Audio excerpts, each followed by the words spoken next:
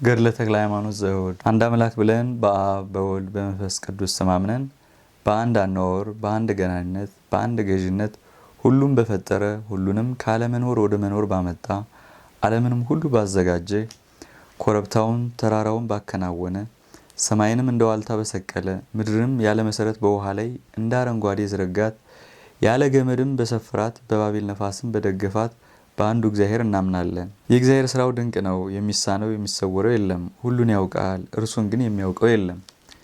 ከመስራቱ አስቀድሞ ይፈጽማል፣ ሁሉን ያስረጃል። ሁሉ እንደ ልብስ ያረጃል፣ አንተ ግን መቼም መች አንተ ነህ፣ ዘመንህም ለልጅ ልጅ አያልቅም ብሎ በነቢይ እንደተነገረ እርሱን የሚያስረጀው በሌለ በአንዱ በእግዚአብሔር አምነን ድንቅ ለምታደርግ አቤቱ ላንተ ምስጋና ይግባ። እስከ ኋለኛይቱ ትንፋሽ በፍጥረቱ ሁሉ አንደበት ለዘላለም በእውነት ክብርና ምስጋና ላንተ ይገባል ብለን እንጀምራለን። ወዳጆች ሆይ የከበረ የተቀደሰ የተደነቀ የእግዚአብሔር ወዳጅ የሚሆን አባታችን ክብሩን ገናነቱን የሚናገረውን ስጋው በፈለሰበት ግንቦት 12 ቀን የሚነበበው መጽሐፍ አስተውላችሁ ስሙ። ይኸውም ከጌታችን ኢየሱስ ክርስቶስ ትንሣኤ በዓል ጋራ የተክለ ሃይማኖት ወዳጁ በሚሆን የመላእክት አለቃ ከሚሆን ከሚካኤል በዓል የተባበረ ነው። አሁንም ዛሬ ከሚነበበው ከከበረው አባታችን ከስጋው ፍልሰት ጋራ በእግዚአብሔር አብ አንድነት በእውነት ተባበረ። የተቀደሰ ክቡር ምስጉን የሚሆን ብፁዕ አባታችን ተክለ ሃይማኖት ልመናው ሁሉን በእውነት እየረዳ ሁሉንም በእውነት እየሰወረ ከወዳጁ ከወልደ መንፈስ ቅዱስ ጋር በእውነት ለዘላለም ይኑር። ወንድሞቻችን እነግራችኋለን፣ እናስረዳችኋለን። እንደ ዮሐንስና እንደ ነቢዩ ኤርሚያስ ከእናቱ ማኅፀን እግዚአብሔር የመረጠው ብፁዕ አባታችን ስጋው የፈለሰበት ዛሬ ነው። ሳልፈጥር በእናተ ማኅፀን አወቅኩ ብሎ ለነቢዩ እንደነገረው እግዚአብሔር የባረከው የቡሩክ አባታችን የስጋው ፍልሰት ዛሬ ነው። ዳግመኛ ነቢዩ ከእናቴ ማኅፀን አምላኬ አንተ ነህ፣ በማኅፀንም አንተ ሰወርከኝ፣ በየጊዜውም ሁሉ መታሰቢያ አንተ ነህ እንዳለ እንዲሁ ደግሞ ይህንን ቡሩኩን ባረከው፣ በማኅፀንም ሰወረው፣ በመንፈስ ቅዱስም ጠል አሳደገው። ከዚህም በመዓልት በሌሊት በቀትርና በምሽት ከአንደበቱ የስሙ አጠራር ይፈላል። እንደ ብዙ ውሃ ምንጭ የእግዚአብሔር ምስጋና ካፉ ይመነጭ ነበር። የውሃን ምንጭ በቆፈሩት ጊዜ ፈሳሽነቱ ዕለት ዕለት እየበዛ አትክልቱን ሁሉ ያረካል። የተክሉንም ቦታ ባለቤት ደስ ያሰኛል። ከቦታውም ፍሬ የወይኑን ፍሬ ይጠግባል። የስጋው ፍልሰት ዛሬ የሆነው አባታችን ተክለ ሃይማኖት እንዲሁ ሆነ። የመለኮት ሶስትነት መቆፈሪያ ልቡን በኮሰተረውና በቆፈረው ጊዜ ለየዕለቱ ለየሰዓቱ የፈሳሽነቱ ምንጭ እየበለጠና እየበረታ ይሄዳል። የሸዋንም ምድር መላዋን ያረካታል።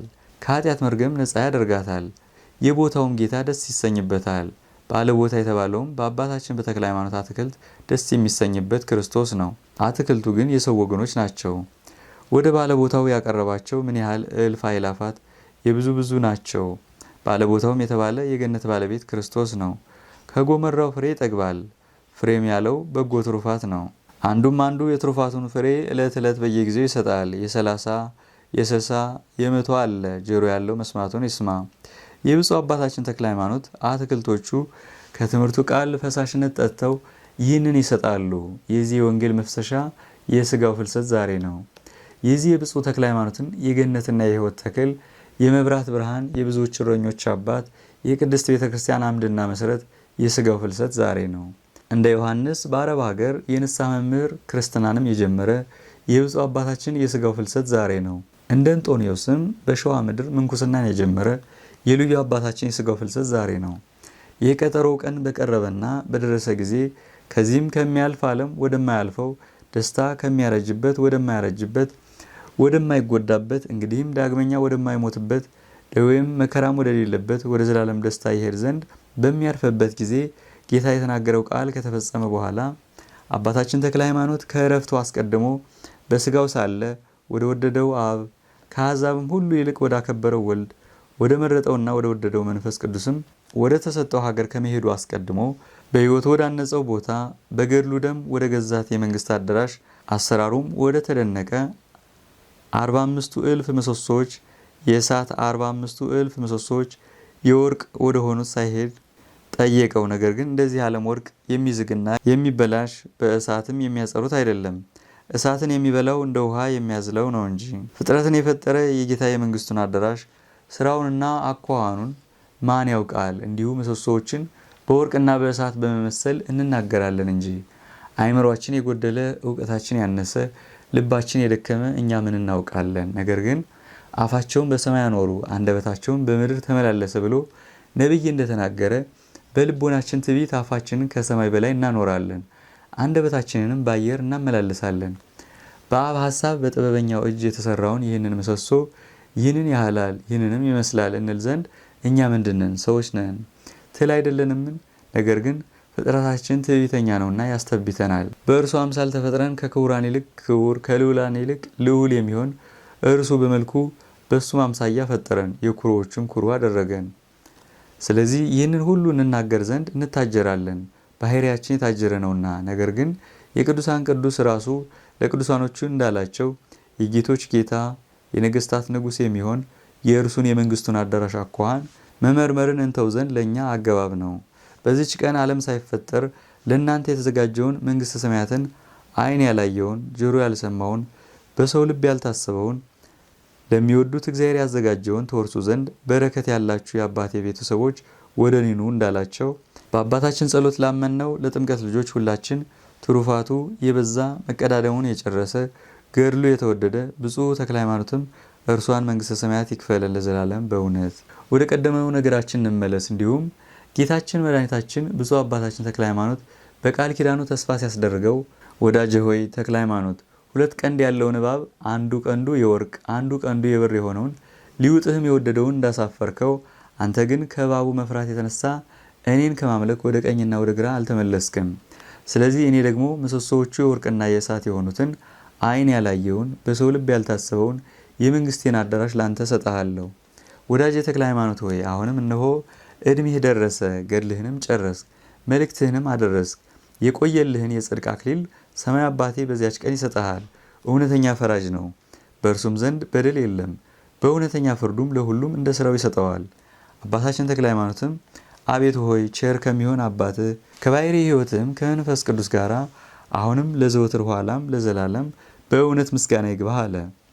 ጌታም ዳግመኛ ብፁዕ አባታችንን ወዳጄ ተክለ ሃይማኖት ሆይ ና ከሐዘንህ ደስ ተሰኝ፣ ና ከድካምህ እረፍ፣ ና ከደዌህ ዳን፣ ገነት ከተከፈተበት እረፍት ከተነጸፈበት ደዌ መከራ ወደ ሌለበት ወደ ዘላለም ሐሴት ና ከድካምህ እረፍ አለው።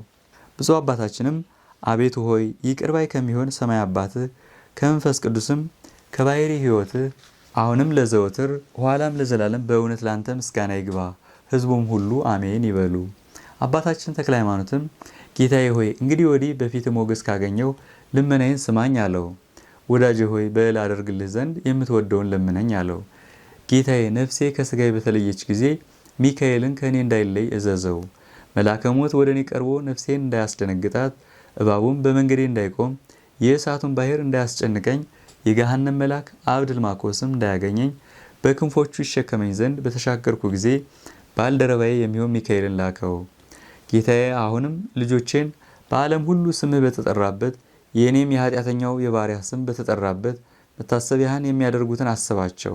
እንደ ባሕር ዳር አሸዋ እንደ ሰማይ ኮከብ ልጆችህን አበዛቸዋለሁ ስላልከኝ ሥጋዬ የሚቀበርበት ቦታ ሆኖ አይበቃቸውምና ከመቃብሬ መንፈስ ቅዱስ አይለይ፣ እስከ ዘላለም በአጽሜ ላይ ድንቅ ታምራቴ ይታይ፣ በእውነት እስከ ዘላለም ፍጹም ምስጋና ላንተ ነውና አለ። ጌታ መልሶ ወዳጄ ተክለ ሃይማኖት ሆይ እውነት እልሃለሁ ሁሉ እንዳልከው ይደረግልህ። እነሆ መልአኩ ሚካኤል የምክሬ አበጋዝ የምትወደውን ሁሉ ያደርግልህ። ወዳጄ ተክለ ሃይማኖት ሆይ አትፍራ፣ በመንገድህም እባቡ አይቆምም። አንተና ሚካኤል ስትመጡ በአየር እንገናኛለን።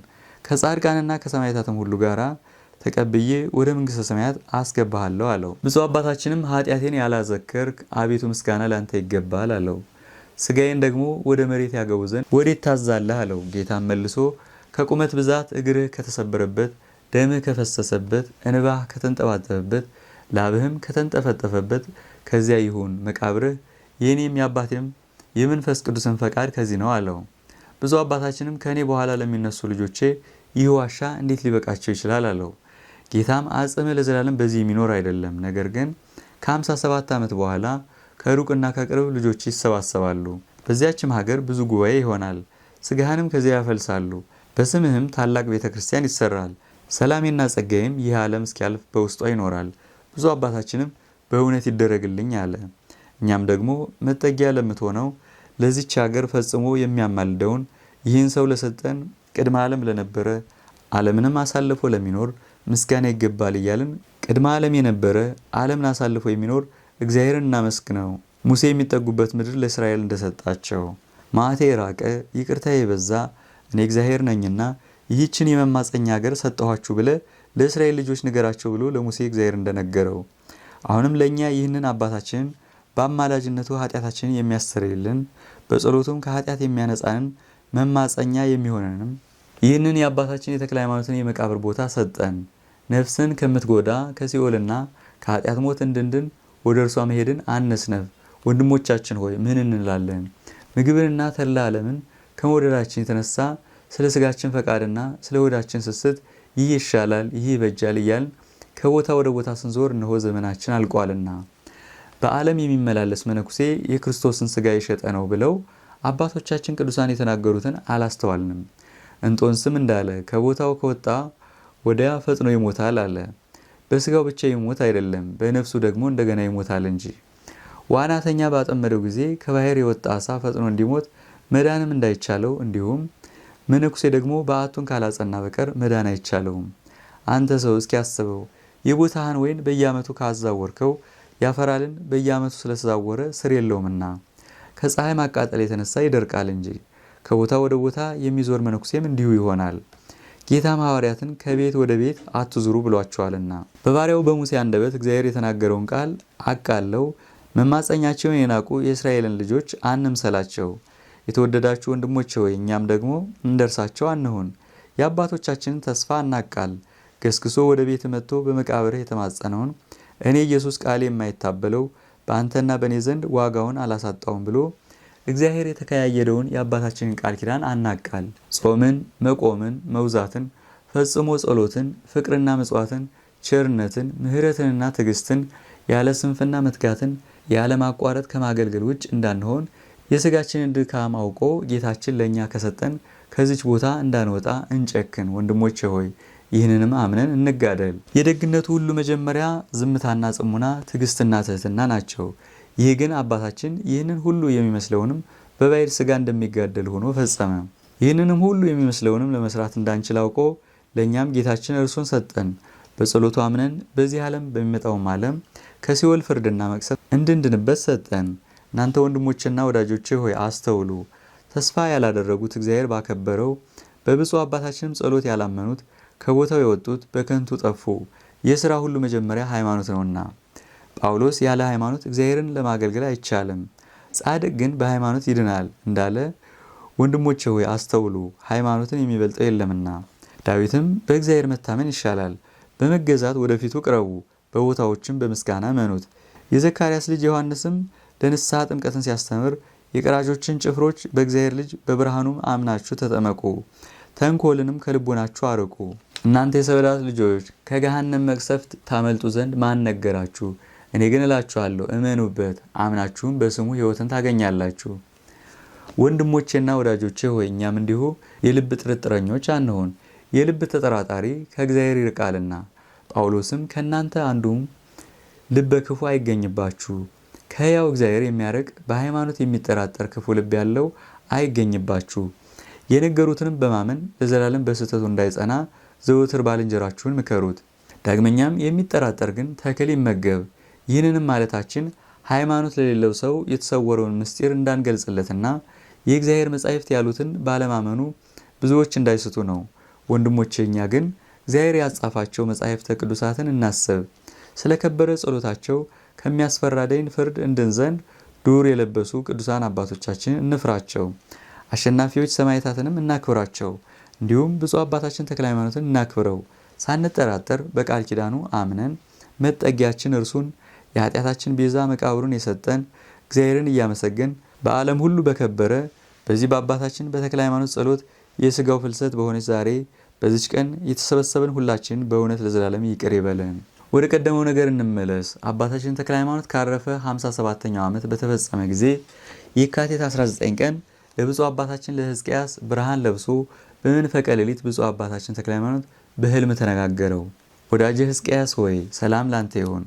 ጌታዬ በኋለኛው ዘመን ስለዚህ ስፍራ ልጆችህ ሥጋህን ያፈልሳሉ ያለኝ ዘመን እነሆ ደርሷልና አጥንቴንና ሥጋዬንም ትዳስስ ዘንድ ጌታዬ እነሆ አንተን መርጧልና ለምን ትዘገያለህ አለው። አሁንም ተነስተህ ልጆቼን ሁሉ ቅጠራቸው እስከምፈልስበት በግንቦት ወር 12 ቀን ይኸውም የእግዚአብሔር የትንሣኤው በዓል ቀን በሚሆን በወዳጁም በቅዱስ ሚካኤል በዓል ከቅርብና ከሩቅ ይሰብሰቡ። እናንተም በምስጋናና በጸሎት መንፈሳዊ በዓልን አድርጉ።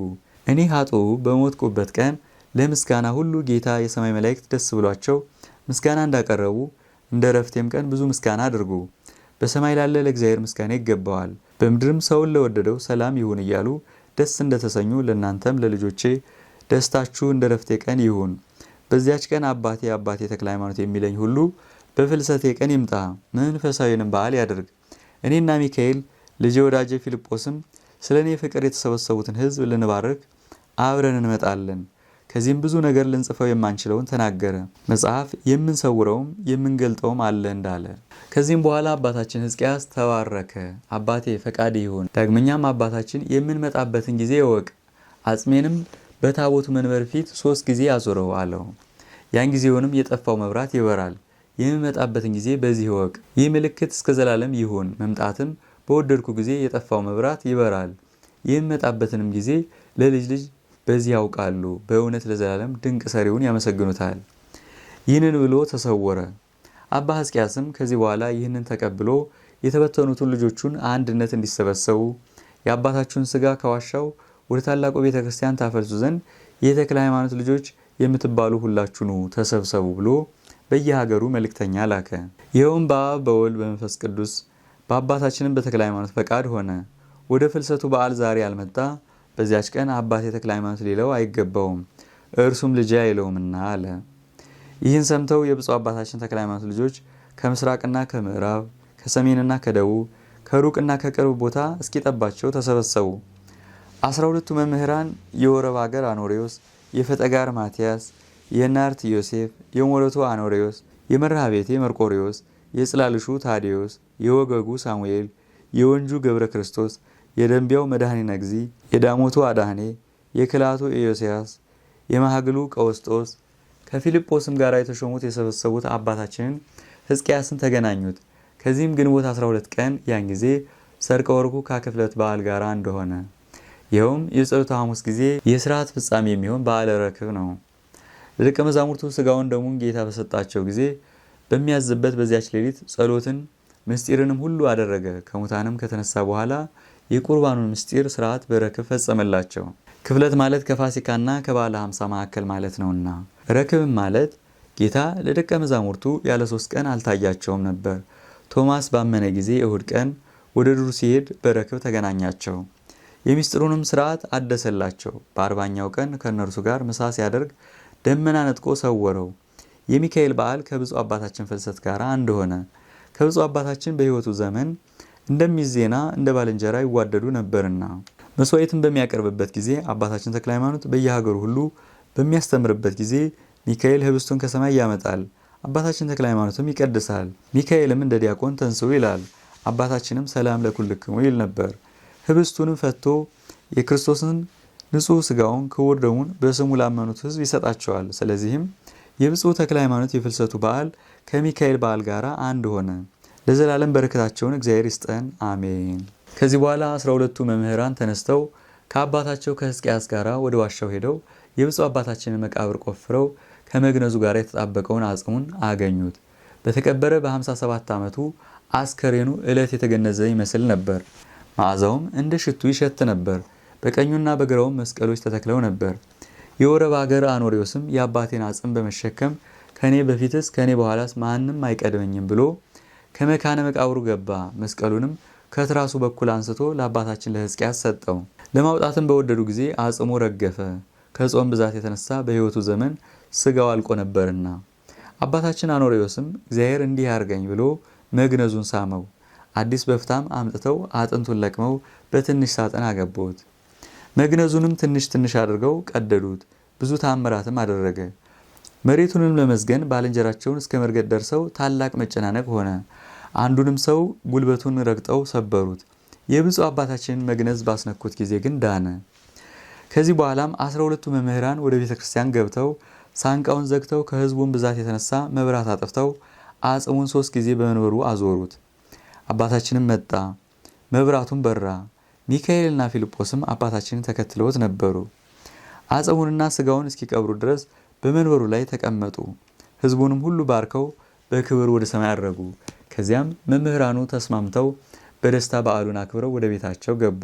በገድሉ ደም የዋጀንን ይቅር የሚያሰኘንን ኃጢአታችንን የሚያቃልልን ይህን አባታችን ለሰጠን ለአብ ለወልድ ለመንፈስ ቅዱስ ምስጋና እናቅርብ። አብን እናመስግነው፣ ወልድን እናክብረው፣ መንፈስ ቅዱስንም እንመነው ለዘላለም በእውነት። ቅድመ ዓለም የነበረ ዓለምን አሳልፎ የሚኖር አብን እናመስግነው። ቅድመ ዓለም የነበረ ዓለምን አሳልፎ የሚኖር ወልድን እናመስግነው። ቅድመ ዓለም የነበረ ዓለምን አሳልፎ የሚኖር መንፈስ ቅዱስን እናመስግነው። አባታችን ሆይ በበዓልህ ቀን መታሰቢያህን የሚያደርጉትን ስምህን የሚጠሩትን የዚያችንም ቦታ ልጆች ሁሉ ሴቶችንም ወንዶችንም የገድልህንም መጽሐፍ የሚሰሙትን አሰባቸው። አባታችን ጠብቃቸው፣ አባታችን ባርካቸው በእውነት። በፍልሰት ጊዜ 12ቱን መምህራን ግንቦት 12 ቀን እንደሰበሰብካቸው እንዲሁም ከጻድቃን ከሰማዕታት ሁሉ ጋራ በመንግሥተ ሰማያት ለመሰብሰብ አብቃን በእውነት ለዘላለም አሜን። ሃሌሉያ ሃሌሉያ ሃሌሉያ። የሐዋርያት ማህበር የምትሆን የቅድስት ቤተ ክርስቲያን አምዷ መሰረቷ የሚሆን የአባታችን የብፁዕ ተክለ ሃይማኖት ይህች የፍልሰቱ መጽሐፍ ተገለጠች። በአብ በወልድ በመንፈስ ቅዱስ ማተብ ታትባ ወጣች። ብፁዕ አባታችን ተክለ ሃይማኖት የሸዋ ሀገር መነኮሳት መጀመሪያቸው በመላኩ እጅ የምንኩስናውን ልብስና አስኬማውን እንደተቀበለ እንደ እንጦንስ አስኬማ ጀማሪያቸው የሚሆን ገድሉን የሚናገር መጽሐፍ ተተረጎመ። ብፁዕ አባታችን የምንኩስናውን ስራ ከአባታችን በጸሎተ ሚካኤል ተማረ። ኢየሱስ ክርስቶስም እንዳዘዘው ቆቡን ከአባ ዮሐኒ ቀሚሱን ከኢየሱስ ሞዐ ተቀበለ። እርሱም ደግሞ ለሸዋ ሀገር የምንኩስናውን ቀንበር ሰጠ። ስለዚህም ለመነኮሳት ሁሉ አባታቸው ሆነ። እነሆ የገድሉ መጽሐፍ ከሶኮሩና ከማር የሚጥም ከወርቅና ከብር ከጳዚዮና ከሰምጴር የሚመረጥ የልጆች ሁሉ የዝናቸው መጽሐፍ ተተረጎመ። የብፁዕ አባታችን የገድሉ መጽሐፍ ደስ ያላቸውም የልጆቹ የዝናቸው መጽሐፍ ተተረጎመ። ስራቸውም እንዲሁ እንደ አባቶቻቸው ነው። በጎ ዛፍ መልካም ቅጠል ያወጣልና በጎም አበባ በጎ ፍሬ ያፈራል። ዛፍ ከፍሬው ይታወቃልና እነሆ የከበረ ዛፍ አባታችን ተክለ ሃይማኖት እነሆ በፍሬው ታወቀ። ፍሬውም ይህ ነው። ትጉህ አባ ኤልሳ፣ ተጋዳይ ፊልጶስ፣ የገድል አርበኛ ሕዝቅያስ፣ ደስ ያለው አባ ቴዎድሮስ፣ የዋህ አባ ዮሐንስ ገድላቸውና ስማቸውን የጠራናቸው እሊህ ናቸው። ያልጠራናቸውን ግን ቁጥራቸውን እግዚአብሔር ያውቃል። የሰማይን ከዋክብት ማን ቆጠራቸው? የባሕርን አሸዋስ ማን ሰፈረው? ከእግዚአብሔር ብቻ በቀር የሚያውቅ የለምና። እንዲሁም የቡሩክ የተክለ ሃይማኖትን ልጆች ሊቆጥራቸው የሚችል የለም። አሁንም ዘመን ካለፈና ከተረሳ በኋላ በብዙ ዘመን የብፁዕ አባታችን ይህንን የፍልሰቱንና የገድሉን መጽሐፍ እግዚአብሔር ገለጸልን። ስለ ቅዱሳን ማህበር ጸሎት፣ በአንድነትም ስለሚኖሩት ጸሎት፣ ከበረሃ ባሉትም ምልጃ የቅዱሳንን ገድላቸውን ስለ መጻፍ ሲያወጣ ሲያወርድና ሲያለቅስ ስለነበረ ስለ ብፁዕ ዮሐንስ ከማ እንባ እነሆ እግዚአብሔር በብዙ ዘመን ገለጸልን። ይህንን ሁሉ ዘመን ተሰውሮ የኖርበትን ምክንያት እነግራችኋለሁ። የቀደሙ አባቶች የሚያልፈውን ዓለም በመናቅ ከተራራ ወደ ተራራ ሲሄዱ ስለነበሩ በራሳቸው ስራ እንጂ ሌላ በሰራው ስራ መግባት አልወደዱም ነበርና ስለዚህ አልጻፉትም። እነሆ አብ ገለጠልን፣ ወልድ ተረጎመልን፣ መንፈስ ቅዱስም ልብ አስደረገን።